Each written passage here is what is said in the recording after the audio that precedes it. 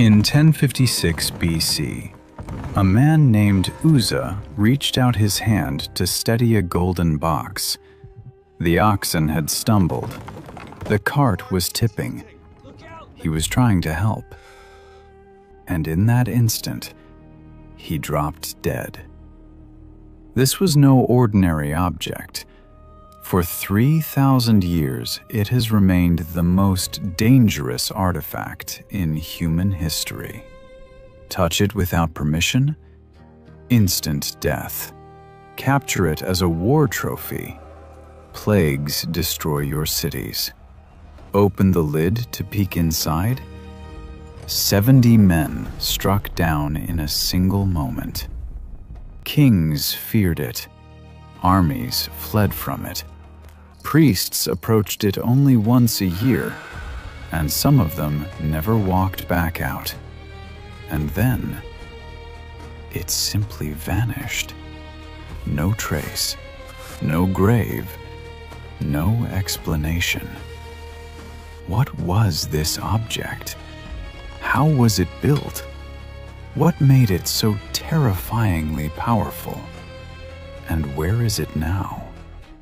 This is the true story of the Ark of the Covenant. The year was 1446 BC. The place, the wilderness of Sinai. The nation of Israel had just witnessed the impossible. They had seen the Nile turn to blood. They had walked through the Red Sea on dry ground while walls of water towered on either side. And now they camped at the base of a mountain that was literally on fire. Thunder rolled, lightning cracked, smoke billowed from the peak like a furnace. The entire mountain trembled so violently that even Moses said, "I am trembling with fear." And into that inferno, Moses climbed, alone. He would stay for 40 days, and when he descended, he carried more than stone tablets. He carried architectural blueprints, detailed specifications for something that had never existed on earth. God's exact words were these: "Make them according to the pattern I showed you on the mountain." Did you catch that? The pattern I showed you. Moses didn't design this. He saw something in that cloud of fire and smoke, a heavenly original. What he was about to build would be a copy, a shadow, an earthly throne for a heavenly king. But Moses wasn't a craftsman. He was a shepherd turned prophet. So God appointed someone else for the construction. His name was Bezalel. In Hebrew, that name means "in the shadow of God." And here's what makes him remarkable. Bezalel is the first person in all of Scripture described as being filled with the Spirit of God. Not for preaching, not for prophecy, for craftsmanship, for woodwork, for metalwork, for the sacred art of building. Alongside him worked Oholiab from the tribe of Dan, one of the lowest-ranking tribes in Israel, the royal tribe and the common tribe, working side by side, because the throne of God would be built by all of his people. But here's the question that should haunt us. Why would an infinite, omnipresent God need a box? He fills the universe. The heavens cannot contain him. Why would he confine himself to 2.5 cubits of wood and gold? The answer would unfold across centuries of blood, fire, and divine encounters. The ark was never meant to contain God.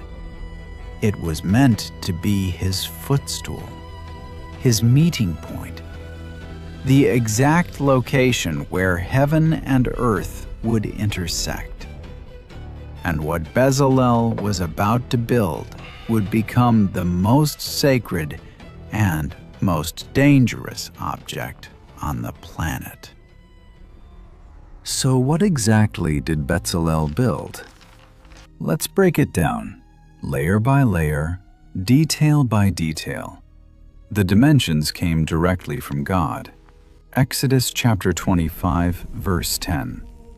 2.5 cubits long, 1.5 cubits wide, 1.5 cubits high. In modern measurements, that's roughly 45 inches long, 27 inches wide, 1.5 cubits high, and 27 inches tall. Here's the reality check most people miss. This wasn't some massive golden monument. The Ark of the Covenant was roughly the size of a large hope chest. You could fit it in the back of a modern SUV. 4 men could carry it on their shoulders, which is exactly how God designed it to be moved. The wood came first. Not cedar, not oak. God specified acacia. In Hebrew, shittim wood. If you've ever been to the Sinai desert, you know why. Acacia is one of the only trees that survives there. It grows twisted and gnarled from fighting for every drop of water. The wood is incredibly dense, naturally saturated with oils that repel insects, and virtually immune to rot. In the harshest desert on earth, acacia refuses to decay. The theological symbolism wasn't lost on ancient readers. This wood represented humanity, rising from barren ground, shaped by hardship, but incorruptible.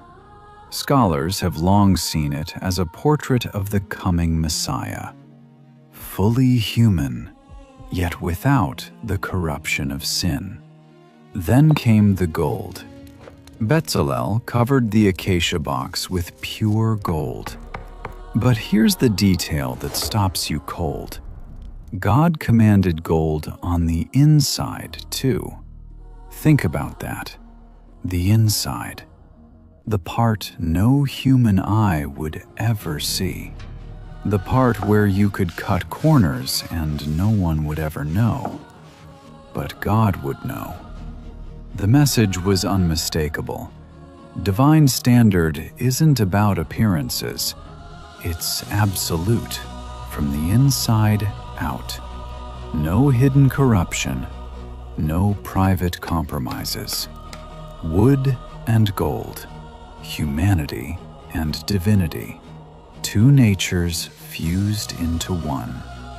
Finally, a golden rim, called zer in Hebrew, encircled the top edge. Practically, it kept the lid from sliding off. Symbolically, it was a crown. A throne always wears a crown. But the box itself was only the foundation. What sat on top of it was even more significant. The lid had a name, and the name tells you everything. In Hebrew, it was called kaporet. The root word is kafar, which means to cover or to atone. This wasn't just a lid. The very name declared its function. The covering. The place of atonement. The mercy seat. And here's where the construction shifted dramatically. The box below was acacia wood covered in gold, human material wrapped in divine glory. But the mercy seat itself was different. This was solid gold, no wood at all. pure, unbroken divinity from edge to edge. On each end of this golden platform stood a cherub, one of the mysterious angelic beings that guard the presence of God. But these weren't carved separately and then attached. Exodus 25 is specific.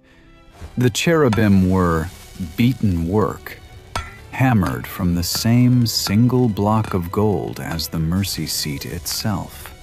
They were born from the same metal, inseparable. Their posture was precise. Wings stretched upward until the tips touched over the center, forming a canopy. Wings also extended forward, overshadowing the golden surface below. Their faces turned toward one another, and, this detail matters, they looked down, their gaze fixed permanently on the mercy seat. Why down? Why would these heavenly beings stare at a golden surface? Because of what was beneath it, and what would be sprinkled on top of it. Beneath the mercy seat, inside the ark, lay the stone tablets of the law, the 10 Commandments, the perfect standard of divine justice that no human had ever kept. Those tablets were an indictment, a guilty verdict written in stone. But once a year, blood would be sprinkled on top of that mercy seat. And when the cherubim looked down, they wouldn't see condemnation. They would see covering. They would see sacrifice. They would see mercy triumphing over judgment. There's one more detail. God told Moses, "There, above the mercy seat, between the 2 cherubim, I will meet with you." The throne was invisible. The gold was the footstool. And the empty space above the blood-sprinkled cover, that was where the Shekinah glory dwelt. Judgment and mercy met on that golden surface, and mercy won. The ark was complete, but what was placed inside it would make it the most sacred object on earth.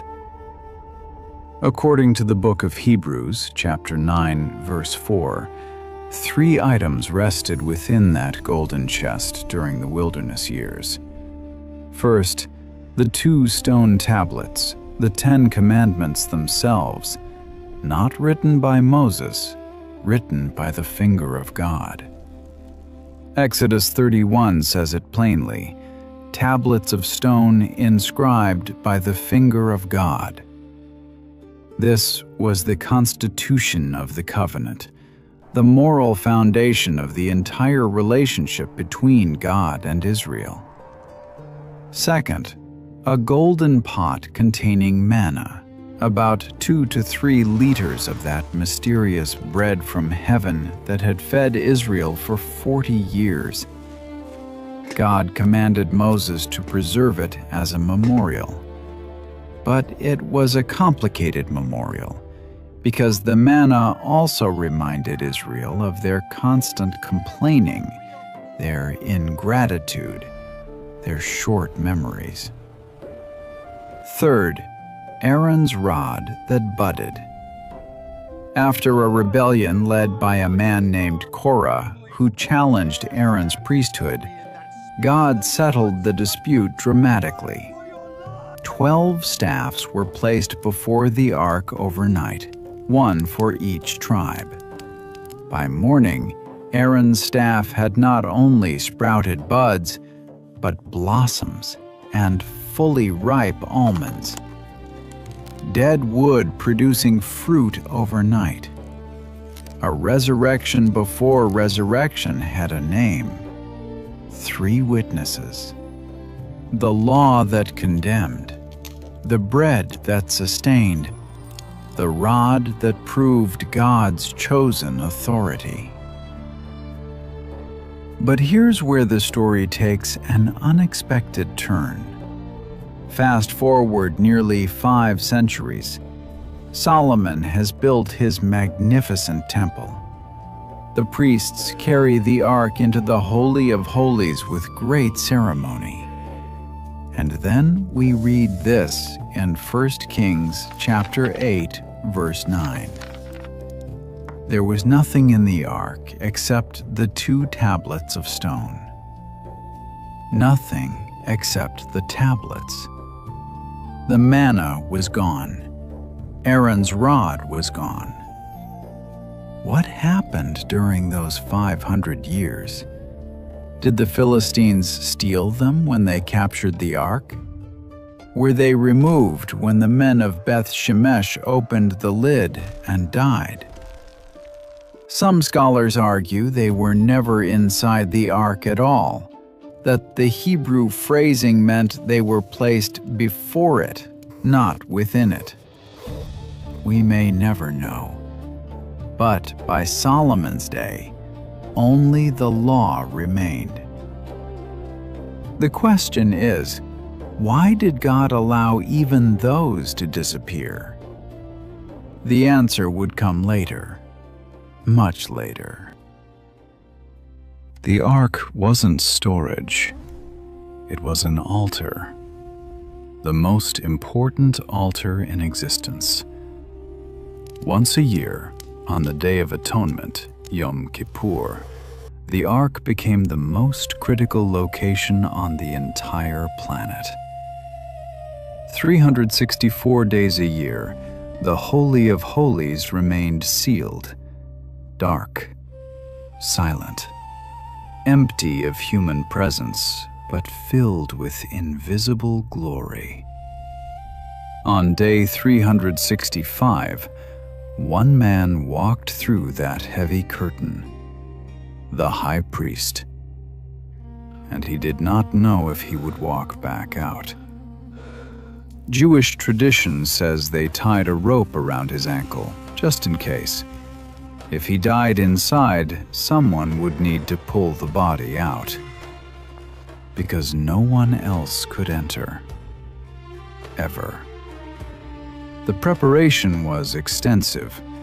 The high priest bathed completely, a full ritual purification. Then he removed his magnificent golden robes, the jeweled breastplate, the ornate turban.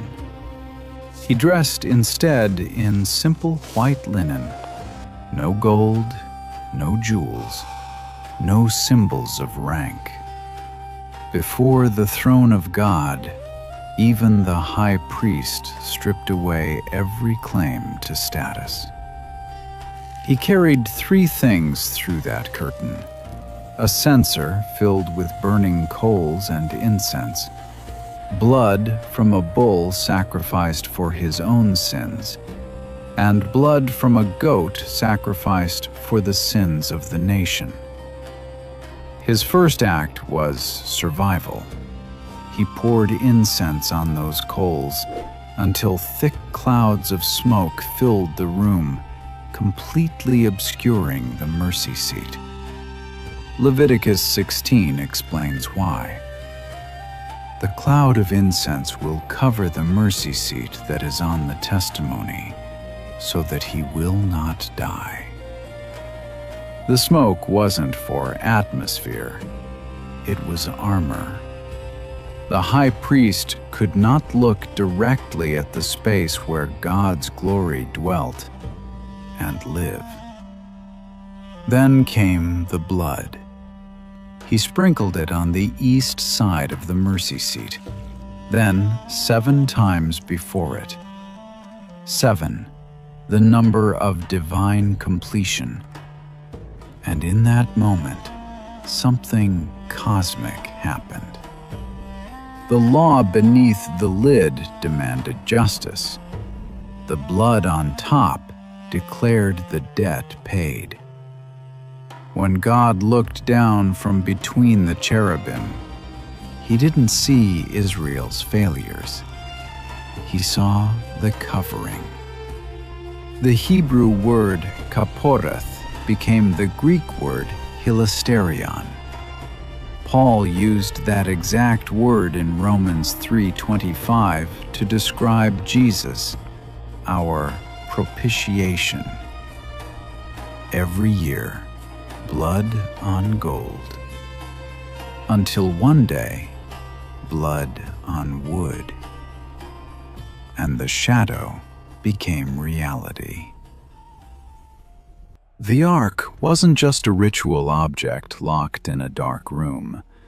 When this throne moved, nations trembled. The Jordan River.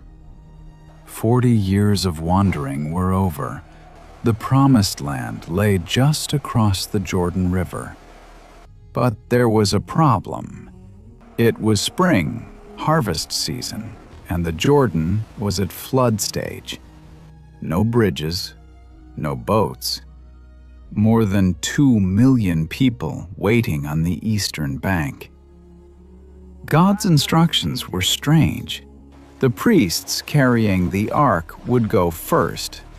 Not the army, not the scouts. The throne of God would lead the invasion. The moment their feet touched the water's edge, the river stopped. Not gradually, instantly. The biblical account says the water piled up at a city called Adam, miles upstream. The ark stood in the middle of the dry riverbed, while the entire nation walked across on solid ground. The ark wasn't being transported. It was commanding creation itself. The walls of Jericho. The first city in Canaan was a fortress. Walls so thick that houses were built into them. Israel had no siege equipment, no battering rams, no military engineers, but they had the ark.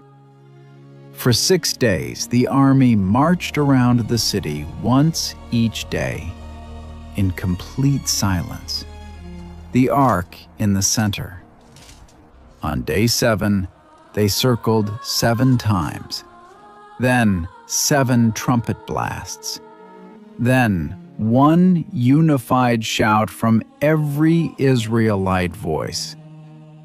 The walls collapsed.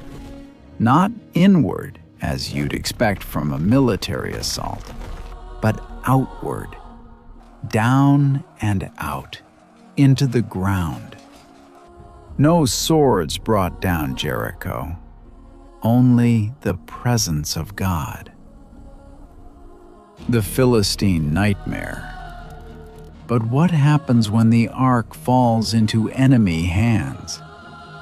At the Battle of Ebenezer, Israel was crushed. 30,000 soldiers dead. The Philistines captured the ark as a trophy and carried it to the temple of their god Dagon in the city of Ashdod. This was standard ancient practice. You put your enemy's god at the feet of your own god. You prove who's stronger. The next morning, the priests entered Dagon's temple and froze.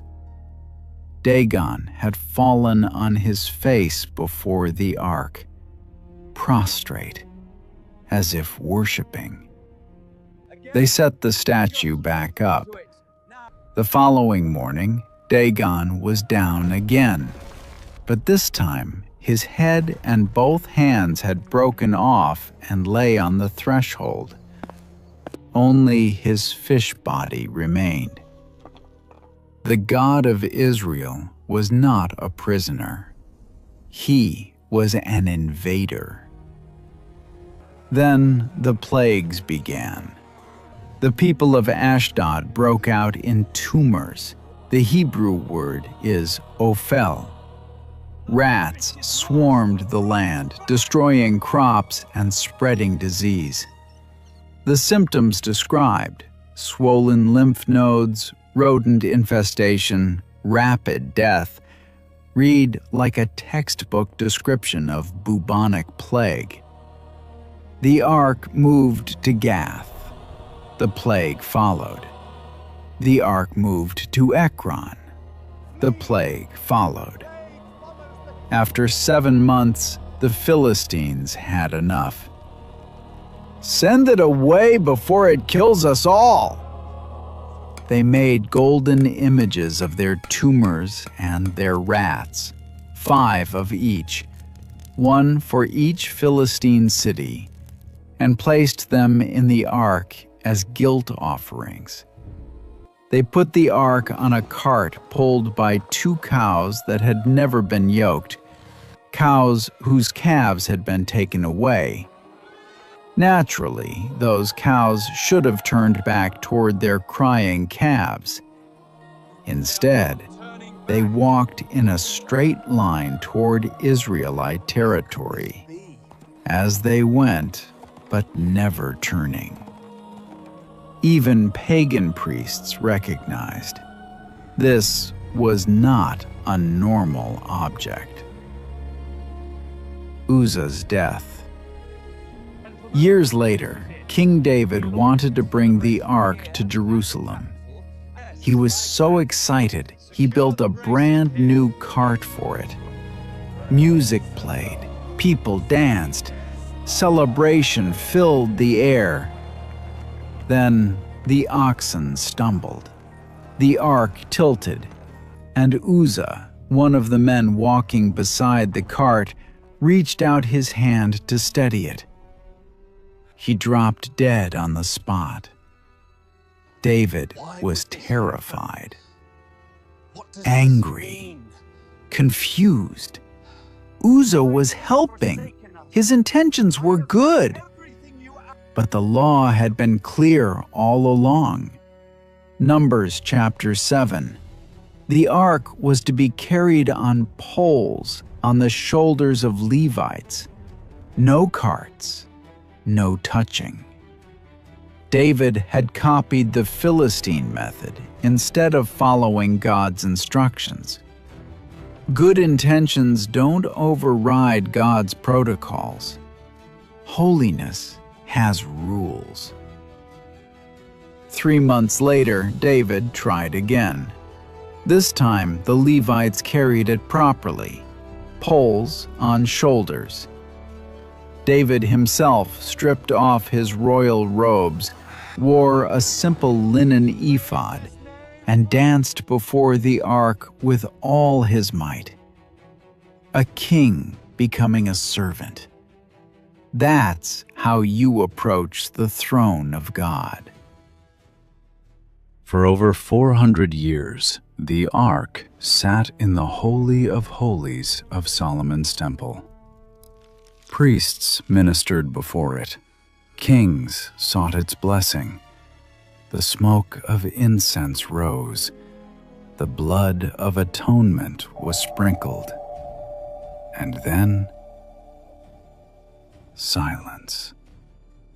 In 586 BC, the Babylonian army under Nebuchadnezzar broke through the walls of Jerusalem. They burned the temple to the ground. They carried away everything of value. The Babylonian scribes were meticulous. They recorded every item taken as plunder: the bronze pillars, the golden lampstands, the silver basins, every cup and censer. But the Ark of the Covenant? Not mentioned, not listed as captured, not described as destroyed, not melted down for gold, simply absent. The most sacred object in Israel's history vanishes from the historical record without a single word. For 25 centuries, treasure hunters have searched. Ethiopia claims to have it. Some say Jeremiah hid it in a cave. Others believe it lies beneath the Temple Mount in Jerusalem, waiting to be discovered. But what if we're asking the wrong question? What if we're not supposed to find it? Because here's what most people miss. The prophet Jeremiah, writing before the Babylonian destruction, recorded something stunning in chapter 3, verse 16. In those days, when your numbers have increased greatly in the land, declares the Lord, people will no longer say, "The ark of the covenant of the Lord." It will never enter their minds or be remembered. It will not be missed, nor will another one be made. Read that again slowly. They will no longer